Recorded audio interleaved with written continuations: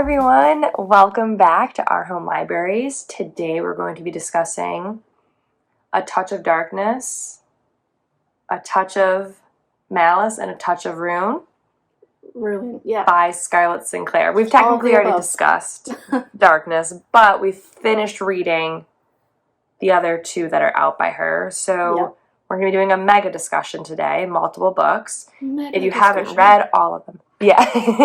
If you haven't read all of them and want to, pause, because I don't have any way for us to know when we're going to start giving spoilers. Pretty much as soon as we get into the summary. Oh yeah, immediately.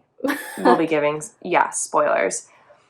And we are pre-recording this. Normally we record a little bit ahead of time just so we have time to edit and stuff. We're doing this one kind of more ahead of time. Yeah. Yes, because we both just finished the series and we thought it was so good and we wanted to do a discussion on it. And there's a fourth one coming out later this year, so we're we might as well just talk about it now while it's fresh in our minds. And then get all psyched up for when it comes back out, or the next one comes out. Yeah. So hopefully everyone's reading it and getting hyped up just like we are. Yeah, we do have this set up to publish around the same time that A Touch of Chaos is supposed to come out, so fingers crossed all of that goes well, and we can immediately pick up that book. Yeah, and listen to this, I guess, and jog our memory, because it'll be a few months, so yeah. Hopefully this will be good for anyone also that's read these already, and, when the next book comes out, sometimes you're like, oh man, what was everything that I read? I remember I loved it, but... If you're anything like me and you just read so much that by the time... you have to wait a year for the next book to come out, right? By the time that comes around, you've already read 50 other things, and you're like, I don't remember anything. Any of those. That's how I get. Yeah. But here we go.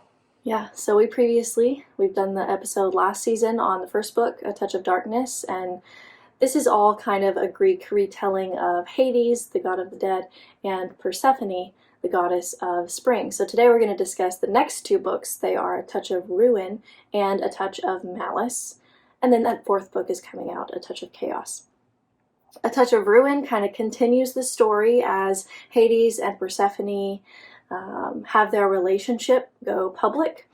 The resulting media storm has really disrupted Persephone's life, and she's still trying to hide the fact that she is a goddess from the public. And this horrible tragedy strikes, which, like I said, spoilers immediately, her best friend Lexa was in a terrible accident, and she's gonna die. So Persephone, of course, asks Hades to help Lexa, and he claims that he can't. This is a situation that the fates deal with, so he can't really do anything. Persephone is not going to take no for an answer. She goes to seek the help of another god, i.e. Apollo, and the result is, of course, not what she thought it was going to be. This outcome kind of leaves Lexa, I guess you could say hollow, in a depression, she can't, her full self cannot come back or something, and this makes Persephone question whether she really should be the queen of the underworld. And then moving into the third book, A Touch of Malice continues this saga, and they are confronted with Demeter's wrath because Hades and Persephone are now engaged. They're going to get married, and Demeter is not happy about that situation. No, she decides, I'm going to send a blizzard, and New Athens is going to fail. Nobody can handle this. They don't have the infrastructure, and she's not going to stop the blizzard unless Hades and Persephone call off their engagement. The Olympians, namely Zeus, decide to intervene with this, and they're kind of split on whether Hades and Persephone should be allowed to marry and be happy, because, Hades is one of the big three, and he will rain down horror on Zeus and Poseidon if they say no. Or they should just appease Demeter and say, no, you guys can't marry. We need New Athens to go back to its normal sunny, summery self. If they allow this marriage, there's going to be a war. If they deny the marriage, there's going to be a war. So, regardless, right, Hades is either going to burn the world because he wants Persephone, or Demeter is going to freeze it because she does not want Hades and Persephone to be together. So I kind of where want to take a we second. end that book. I wrote that sentence, will Hades have to burn the world for Persephone, or will Demeter freeze the world? I think you spruced it up a little bit, but I was very proud of that summation. Yes, I like it. That I put together. Carrie made it a little prettier, but I'm taking a little credit for it. Yeah, we do kind of end this book with a war, and we'll get into exactly what kind of war we're seeing when we get into the questions a little bit. But we'll start here with our ratings. Yeah. Overall, for all the books, I'm going to give it a kind of a high rating. 4 out of 5 gods. I couldn't stop. I had to keep reading. Yep. I had to stop reading because you and I had another book we had to get recorded. And it was really hard for me to stop. Some of the writing, some of the smut, I could move on from. Yeah. But I really like these. I think they're like just a cool retelling. They're fun. Yeah, I also rated it a 4. And I kind of get into these kicks where I'll read like the first book in a series that's kind of been hyped up. Because I do see A Touch of Darkness all over social media. The same thing happened to me with Court of Thorns and Roses. But I'll read the first one and I'll be like, this is okay. By the time I get to the end, I'm like, oh my god. Like, I need the next book right now. I literally, after I read A Touch of Darkness, the only other book I had was A Game of Retribution, which is from Hades' perspective, and it's like the third book in Hades' perspective. And I was like, this will not do. No. The next morning, as soon as Barnes & Noble opened, you best believe I was at Barnes & Noble getting the entire rest of this series. So. And you texted me because you finished them before me, like, what the heck? I need chaos. Yeah. Now. You get to the end and you're like, September 2023, and you're like, damn it! I need it now! Yeah. Mm-hmm. I cannot wait! No. So, yeah, so we both rated it high, but because they're a good read, it pulls you right along. Yeah. I really like the story. I mean, Greek mythology in general I like, but... Mm-hmm. Same. I liked it. Agreed. So, if anyone who's made it this far that hasn't already read them, go read them. We like them. Do it. Do it. Do it. Peer pressure. So, same thing when we did A Touch of Darkness. We couldn't really find any specific questions to it. So, we kind of made up our own / pulled some questions from things we've used before. It's just a free-for-all. Yeah. We can start with maybe the easiest one, maybe the hardest one, the easiest question to come up with, but maybe the hardest to answer. Of the 3 books that have been released, which would you say is your favorite? I don't think it's that hard to answer because when we did our previous discussion for A Touch of Darkness, you had already read them all. And you alluded to the fact that you liked Malice the best because it was Hades and Persephone against an outside. It was an external conflict. Yep. And I agree with that. I really enjoy that they were like more working together against something else. Like, don't get me wrong, I like having people like work through their own relationship stuff. I didn't mind reading the first 2 books at all. I thoroughly enjoyed them. But I like it better now that we've now seen that growth from them. And now they're fighting against an external force. This common threat, which is the threat of the gods against their hopeful marriage. Yeah. And they kind of have like better dynamics. Their relationship, they're communicating better. And, you know, I mean, granted, they're gods, so how healthy can a relationship really be? But right. They're trying. Right. They really are trying. Absolutely. And then, of course, we learn about a few new characters. We get more characters in this book. So in the second book, we see a lot more of Apollo. And in the third book, we see a lot more of Aphrodite and Hephaestus. Were you familiar with any of them? Did you know their stories before reading this? Yeah, I mean, just like general stories, because I have general knowledge of like gods and goddesses and stuff, I wouldn't say I was super familiar with Aphrodite and her husband. But I find now from this story, and also they just kind of it's been picked up a little bit more in Lore Olympus. Mhm. I find that relationship very interesting. It is. They're kind of like another situation where they love each other, but they don't want to tell the other person that they love them. That they love each other. So it's also kind of falling apart, which is weird. Right, because it could Why would you be let it like a fall apart? positive. Like, they're just letting it happen. They're just not talking to each other.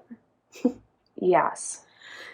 Yeah, I was kind of familiar just generally as well. Like, we all know Aphrodite's the goddess of love. Apollo and Artemis, their siblings. Hephaestus, Right. he works in the forge of the gods. He makes weapons for the gods. You know, it's kind of really Just all I general. knew. Yeah. Though, kind of moving into the next question, Aphrodite, we often see her portrayed as, you know, basically a dumb blonde. She's really clueless. She's aloft.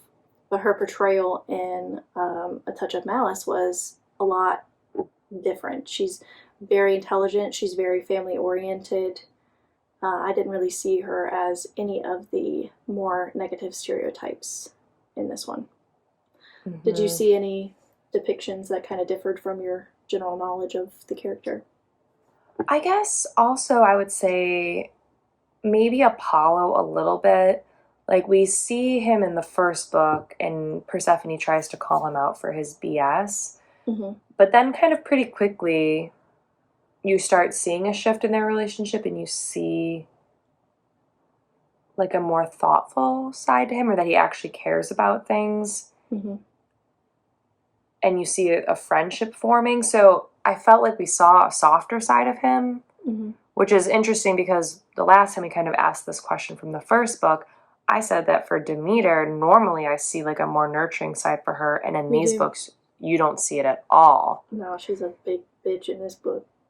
Sure is. Excuse my So I thought it was so I thought it was interesting that, you know, we see no warmth from Persephone's mother in these three so far, and then we see this friendship forming with her and Apollo, which I don't know is always the case in other renditions. No, I do think that their friendship is generally positive. I mean, at first he had no idea like how to be friends with anybody. He just kind of did whatever he wanted because that's what gods do. And I think Persephone kind of helped him see that, like, no, you could just say, hey, can we hang out this day? I will hang out with you, okay? You don't have to come and steal me from whatever I'm doing. I will just come. I'll be glad to be a friend. Yeah. What about for you? Was there any other characters that deviated from what you previously thought about them? Or? Most of the other characters I didn't really know enough about to say whether or not their depictions differ. I will say that Hera is a pretty interesting character. She, you know, we kind of know from mythology that she's not really into her marriage with Zeus, and Zeus is a big giant baby who cheats all the time, and she kind of wants to overthrow him generally. But like seeing that play out in this scenario was really interesting. Yeah, I agree. Because we do see, kind of moving into the next question, that she's kind of helping the demigods like find weapons against the gods, and you know the whole plot is that there's a power struggle between the gods, demigods, humans. Some of the humans seem to be on the side of demigods. So it's really interesting that Hera is kind of playing into the demigod aspect of this and not with the gods who are her equals, I guess you could say. Do you think there's anything that could really resolve this power struggle? I mean, what can even be done? I don't really know, because ultimately the gods have had no one to essentially check them since the Titans, right? Yeah. So they're the top. No one's gonna really have the power to stop them. Yeah. Until like a large mass will join forces. And I feel like that's kind of just like a tale as old as time, right? Like eventually the oppressed there's a band revolution together and to fight the oppressor. So, I mean, yeah, I guess the way to solve that would be to not be a bunch of jerks, because the gods are jerks, to put it mildly. But I don't know that anything would have stopped that. It's just Zeus. Zeus just does whatever the hell he wants to do. I mean, they all do, though. I mean, they talked about, like, they all do. But I just think that Zeus is kind of like the instigator here. Yeah. Like, he does whatever he wants. He doesn't really care what the other gods do. He generally lets them do whatever they want, unless it affects him, and then he's going to step in. And then he intervenes, yeah.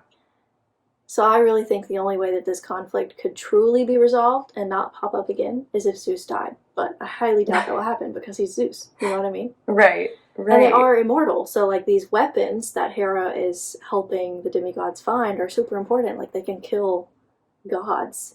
And at one point there is a scene where they do successfully kill a minor god. So that's interesting. I did, like, get on Goodreads to see what other people thought about this, and there were a lot of complaints that they felt that this big war at the end, which we'll get into in a second, was resolved. But I don't think it was. I think that's just the beginning. I didn't feel it being resolved at all. Yeah.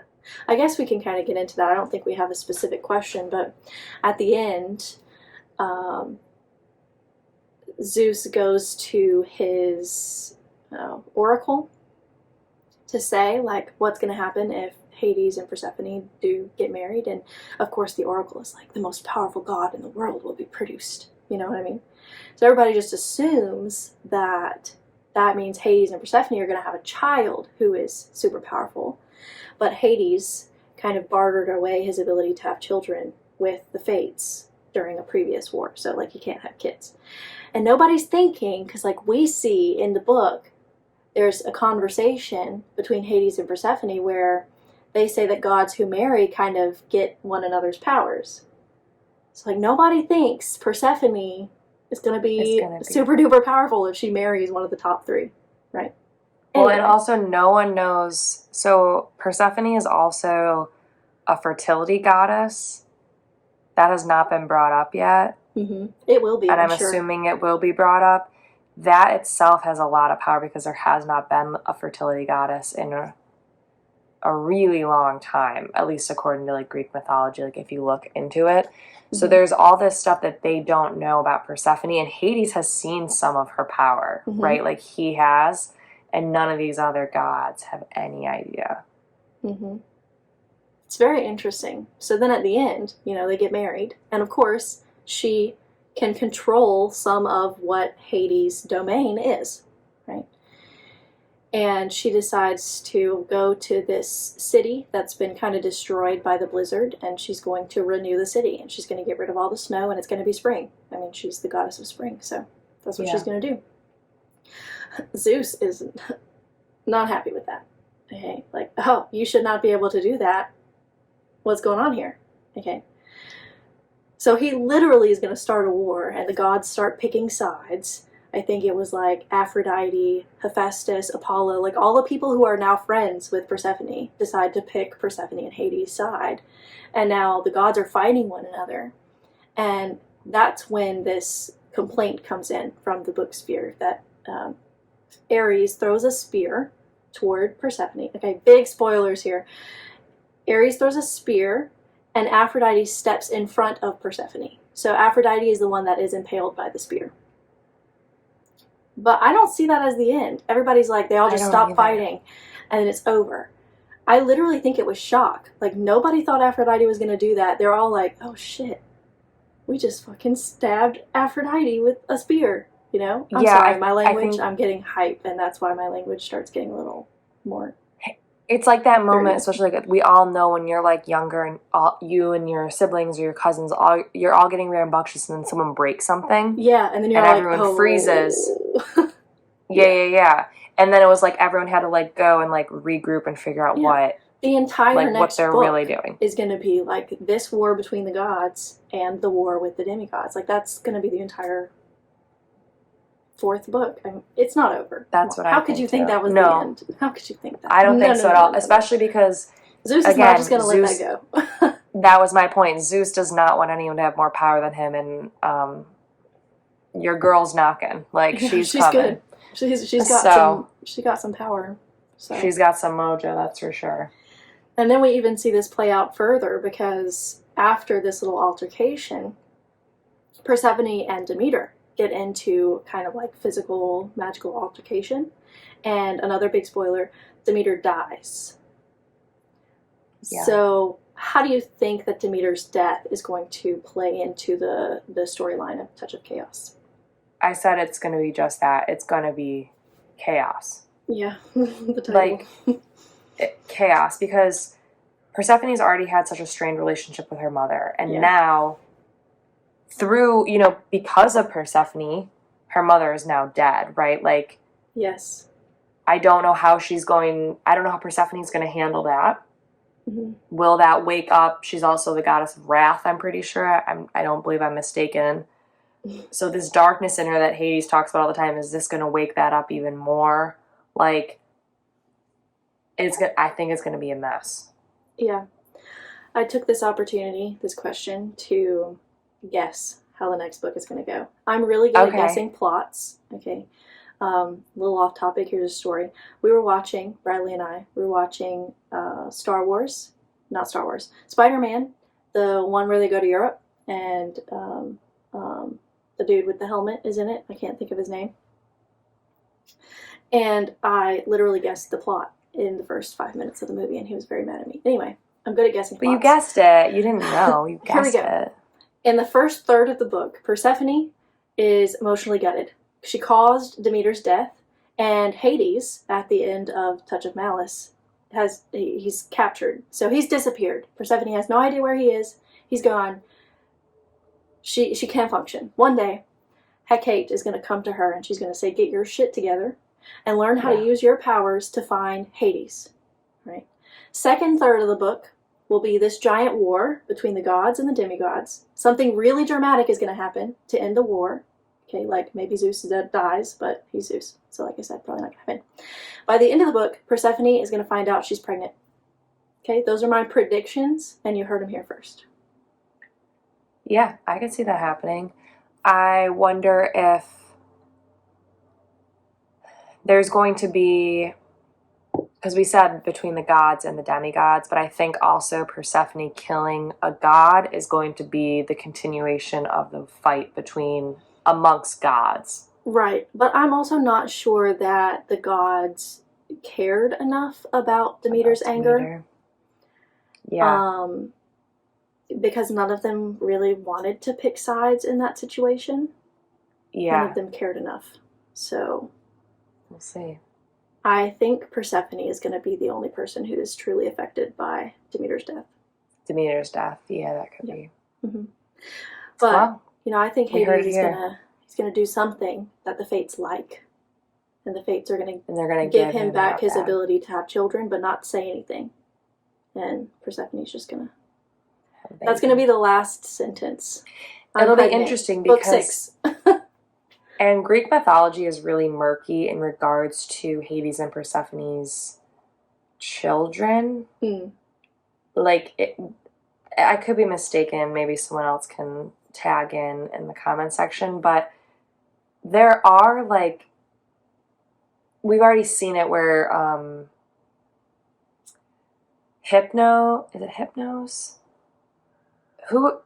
Thanatos? Am I saying that right? Thanatos, something like that. Yeah, so Thanatos has a brother, Hypnos, and Hades, like, in some lore and stuff, he is kind of their, like, parental figure. Mm-hmm. Which doesn't quite jive with this storyline, because we're going to see Thanatos, I think, end up with Lexa. Mm-hmm. And then there's 2 other names that I can't think of right now that you see tossed around with Hades and Persephone's, but it's never clear on if they were really their kids or not. I guess like, biologically. We'll see what Scarlett St. Clair does with it. Yeah, but then I guess that's also the beauty of, like, a retelling. You can do whatever you want with it. Yeah, but give us a new god. That'd be fun. The whole point of bringing up the fact that Hades cannot have children means that at some point that's going to be overturned. Yeah. Yeah. I mean, otherwise it just wouldn't have been, if it wasn't important, it wouldn't be in the story, you know? Yeah. So in the last few chapters, we do get a bit of the story from Hades' perspective, because Persephone and Hades are separated. They're doing two different things, and it ends when he falls into a trap that was set by one of the demigods. Did you like this change in perspective? What did it do to serve the story, and do you hope it will continue? Yeah, I thought it was fun. I enjoyed it. So you have read the books from Hades' perspective. I have not gotten to them yet. So I enjoyed the fact that in the book that I was already reading, we kind of see the dueling perspectives. I think it's fun. It helps pull the story along a line, and I think especially in chaos, it's going to be important, because if Hades is trapped like that, it will be interesting to see what he is thinking, because he'll be in a situation where he's not freely moving, probably. So I think it will be useful. He was trapped under a magical net, he can't get out from under it. Mm-hmm. And it seems pretty obvious that in the beginning of Touch of Chaos, they're going to be separated. Separated, yeah. So we kind of have to have that dual perspective, or we're just kind of going to be clueless about what's happening. Right. So, yep. So we already talked about it in A Touch of Darkness. It started off as enemies to lovers between Hades and Persephone. Did we see any new tropes emerge as we read Rune and Malice? Yeah. I mean, Touch of Ruin definitely had the miscommunication trope. That new character, I already forgot her name. That nymph that was turned into a tree by Hades. Luce. And Demeter brought her back. What was her name? Luce? Luce? Mm-hmm. Yeah, she stirs up some trouble. I also kind of just said, big picture, it's kind of the grumpy sunshine trope. It is kind of, yeah. Hades is kind of brooding. He's been alone for a millennia. Yeah. And now he's got this sweet little dove, new on the scene. She's happy making all these friends. Yep. So I know that you really like the story of Hades and Persephone, but if you had to pick a different myth, what do you think would be your favorite? Yeah, I kind of mentioned it earlier, but because we've been now introduced, another one of those misconnection, even though they're married, would be to explore Aphrodite more. Mm-hmm. Mm-hmm. I think that would be really cool. And I also think Hecate, because she's a Titan, that would be... It'd be really cool to see her before. Helios is a Titan as well, right? There are very few Titans that survived that war, but... So it'd be really cool to see the before and after the fall of the Titans. I just remembered, didn't, Zeus's father, he was trapped in the underworld. Kronos. And the demigod dude released him at the end of Malice. Didn't he? Yeah, so... There's going to be lots of shit happening in Chaos. I just remembered that happened. So now we have the most powerful Titan involved in this scenario. Yeah. That's going to be a lot. Chaos is going to be chaotic. There's going to be 12 more books. There might be. Back to the question. I chose the story of Eros and Psyche. Do you know that story? Yeah. It's basically a love story that Aphrodite's involved, and basically Eros is Aphrodite's son, and Psyche was a mortal girl who was even more beautiful than Aphrodite, and of course she didn't like that. Which is a big no-no. Yeah, she doesn't like that, and she orders Eros to kill Psyche. But when he first looks at her, he falls in love with her, and he can't kill her. And it's basically this whole trial involved. Psyche never marries anyone, and eventually her parents decide to ask for guidance, and she has to climb this mountain and stay up there all by herself, and Eros comes to her every night, but it's dark, she can't see him, right? But eventually, Aphrodite makes her go on these trials, right? 3 pretty impossible tasks, and she completes them. So eventually, Zeus allows Psyche to drink ambrosia, which makes her immortal. So Psyche and Eros were allowed to be together. It's pretty great. Being together. I'm sure Aphrodite was pissed. I know. I think ultimately you and I are actually quite a bit of we're a bunch of saps. We are You said you don't romantics, like but romance, it's but I like romance. I don't like smut. yeah, you're There's right. a You're difference. right. There's a difference. I like romance. Emily Henry, 100%. yes, we'll read. There's a little smut in there, but we'll read. The general romance is good for me. Yeah. Yeah, that would be a good one. I know. I just don't need a whole bunch of vulgar language to describe what you were doing in your private time. Yeah. Thanks. Well, all in all, strong first 3 books. I'm hoping Yeah. Chaos continues the. I'm really excited about Chaos. I know. Especially I wish it was now that I already just out. remembered the Titans are involved in this somehow. Yeah. I'm gonna have to reread them. Like, I'm just gonna forget. We need it to come out soon. But Yep. Oh, fun well. books. We'll just read more in the meantime. Yeah, like always.